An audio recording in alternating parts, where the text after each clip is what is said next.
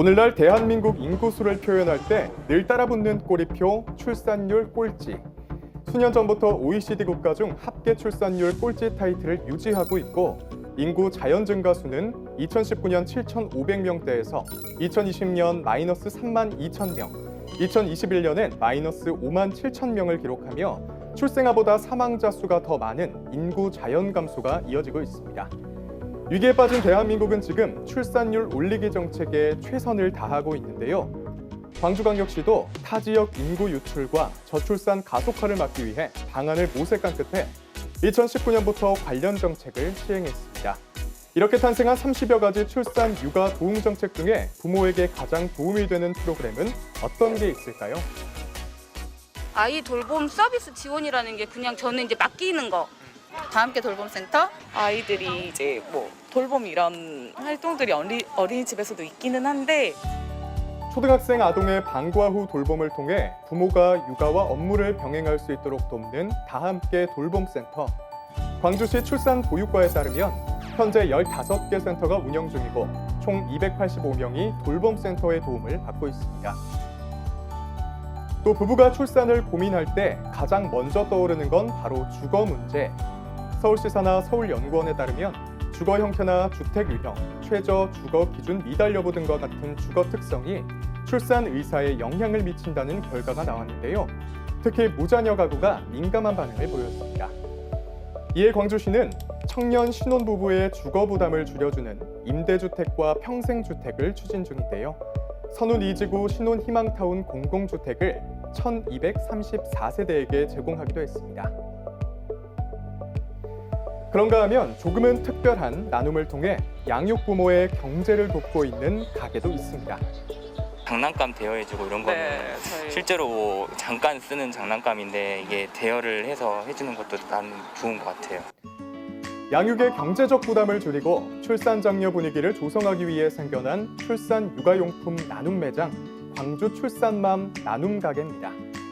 현재 남구에 1호점이 개설했고 월 평균 340여 명이 다녀갈 정도로 높은 인기를 자랑하는데요. 기부와 교환, 나눔 물품 수는 15,700건을 넘어서면서 2호점 추가 위치를 공모할 정도로 젊은 부모들 사이에서 핫한 곳입니다.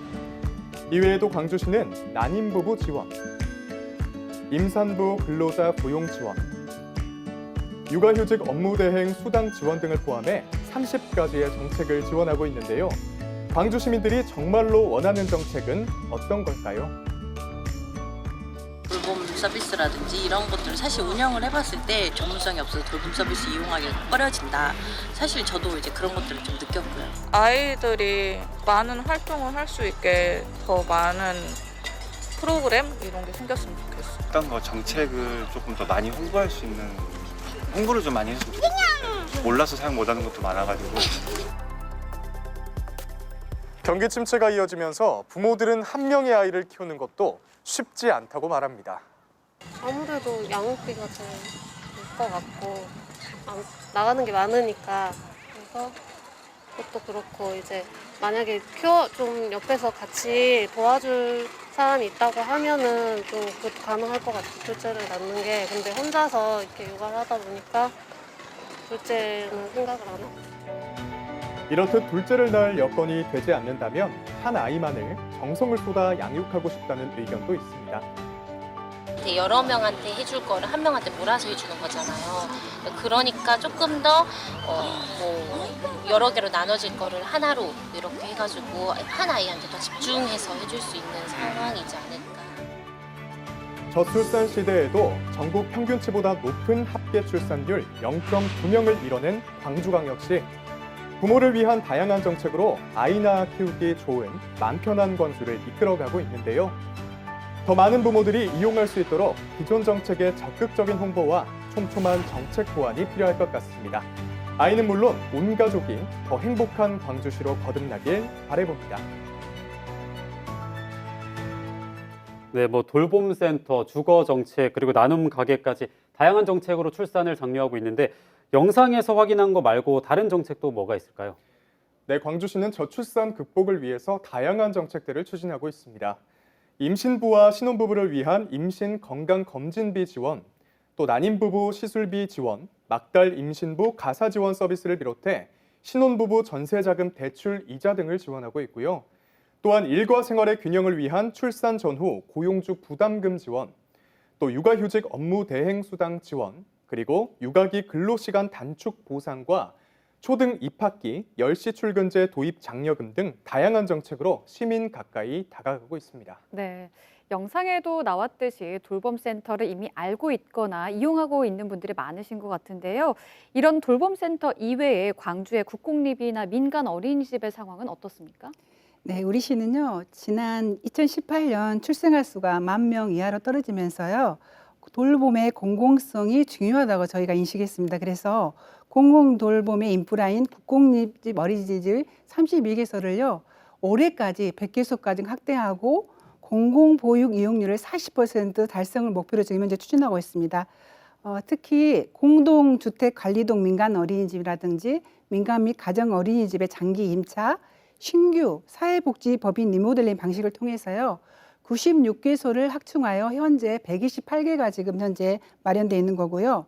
그래서 3월 저희가 기준 현재 우리 시 어린이집은 국공립 법인 직장 등은 272개소, 민간은 322개소, 가정 및 협동 어린이집은 389개소로요. 총 963개소로요. 공공보육용 이용률이 38%로 올해의 40% 목표를 달성할 수 있을 것으로 보입니다. 이런 지속적인 어린이집의 국공립 전환으로요. 이용료가 무상 보육은 물론 차별 없는 보육의 출발선 평등 실현과 돌봄 서비스의 공공성 강화에도 저희가 노력하겠습니다. 말씀하신 어린이집 외에도 부모들을 좀 도와줄 수 있는 정책이 필요할 것 같은데 지금 시에서 좀 준비를 하고 있는 정책이 있습니까? 네. 우리 시는 이제 지난해에 아이 낳기 좋은 마음 편한 강주 만들기를 추진하면서요. 목표를 출생아 반등으로 저희가 삼아서 모든 출생하는 아이들이 존중받는 아이 키움 지원 정책에 저희가 중점을 두었습니다. 근데 올해는 저희가 아이가 출생하여 성장기까지 안전한 성장기 돌봄 체계 강화 역점을 두고요. 새 정부 정책과 더불어 보육, 일생활 균형 등 가족 지원 정책을 펼쳐나갈 계획입니다. 양육 부모를 위해서 가치관을 변화시킬 수 있는 부모 교육과 출산, 육아 관련 상담 및 건강 증진을 지원하고요. 막달 임산부 가사 지원 서비스 등 또 일생활 균형을 할 수 있도록 맞벌이를 위해서요. 24시간이라든지 시간제 돌봄센터를 운영하고요. 가정에 직접 파견해가지고 아이 돌봄 서비스를 펼치는 등 다양한 정책을 저희가 추진하고 있습니다. 이제 5월은 가정의 달입니다. 그래서 저희가 이 아이 키움 정책 홍보를 위해서요.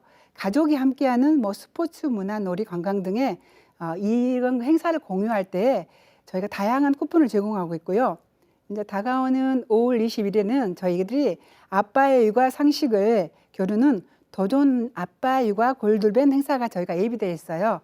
또 하반기에는 육아 양육 체험 수기라든가 또 생애주기 유튜브 영상 공모 등 다양한 가족 참여 행사를 저희가 준비하겠습니다.